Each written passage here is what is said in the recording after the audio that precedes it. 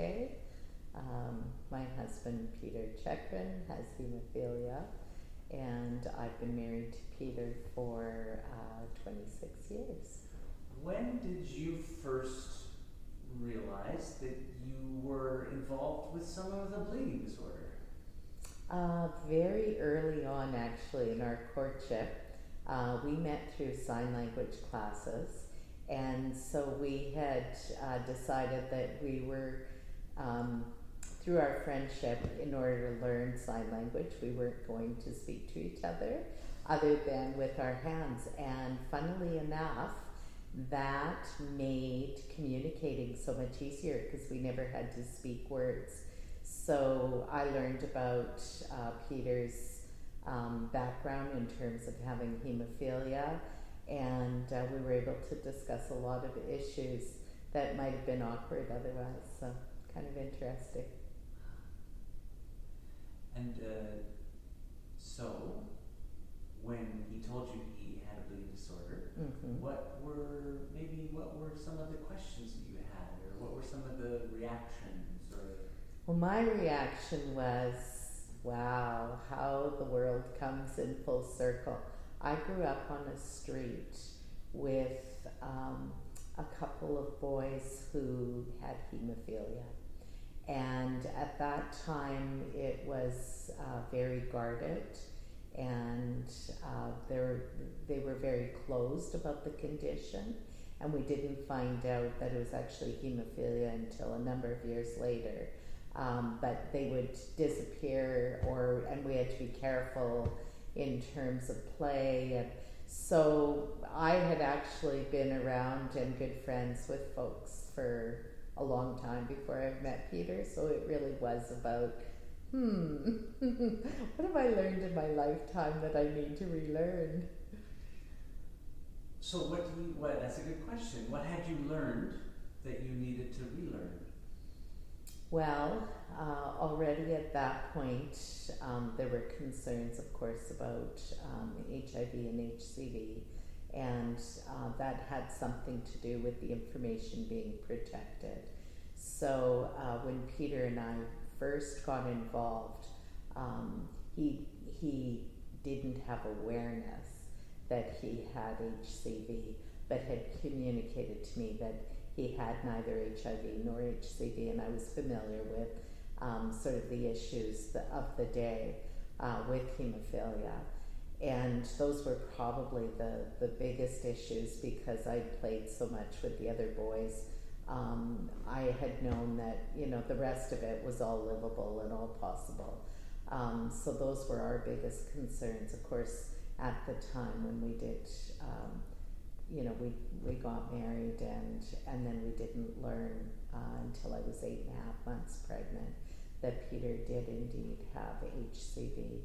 And so at that point, that was,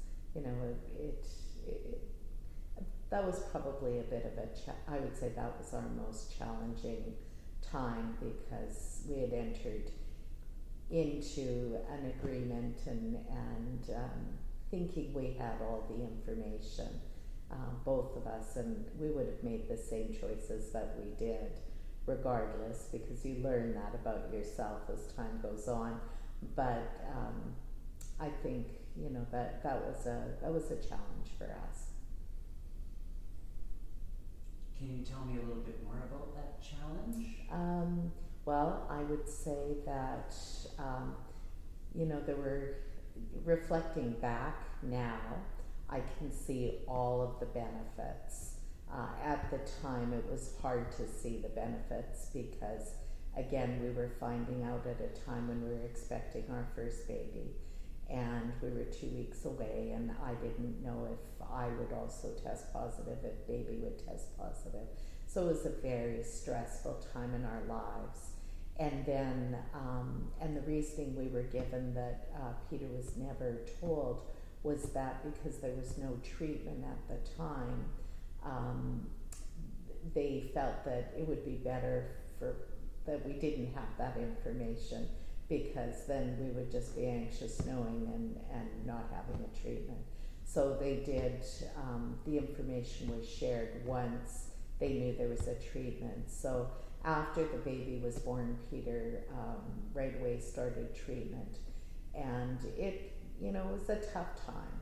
It was definitely tough to start. Sort of, you're in a new marriage, you're starting a new family, and you're dealing with illness. And where I see the positives today is that we learned a lot about each other. We learned about our strengths. We've learned how strong we are.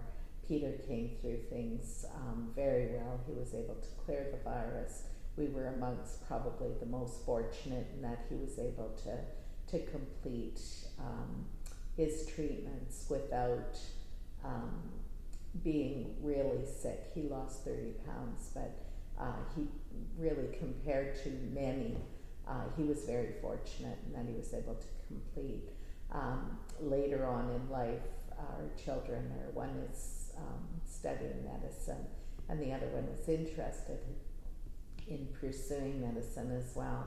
And both boys, I would say, have benefited from that experience. Both received significant scholarships, and a lot of it related to our family story.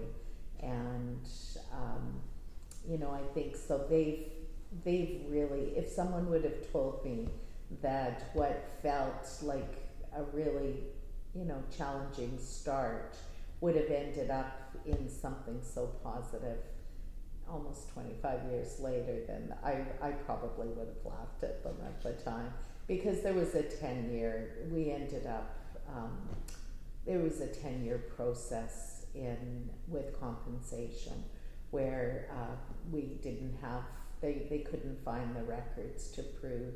So we had to go through a real legal process to really show that the system wasn't infallible, and where some of the issues were in the system, and it took a full 10 years to do that. But Peter was very determined that information needed to come to light, and that it shouldn't happen again. And in order to build that relationship of trust with our caregivers, we needed to establish that, that practice just was not okay. So, yeah, we're happy to be on this side, and I'm glad that, that last appearance, in court, and I was glad for the support. We definitely did have the support of our nursing team in that process, and we're very, very grateful to those folks. And we're hopefully a little bit wiser. We're definitely healthy, and we're very grateful for the medical system that we've got in Canada, despite the fact that it's not perfect. It's really good.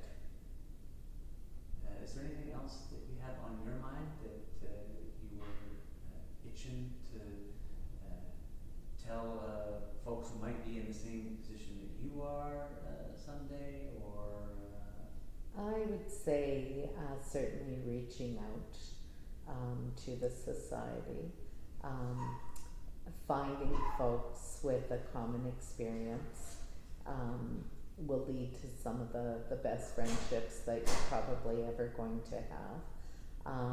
I would say to folks, persevere in your advocacy, and don't become discouraged when time after time you run into the same experiences, because I keep saying to Peter, okay, every person, every resident, someday that could be our son, for one. Secondly, every person that we are educating will never again enter into a situation with someone with a bleeding disorder and make the assumptions that they may have made, which may have led to negative outcomes for us, will hopefully improve the outcome for someone else. So, never give up.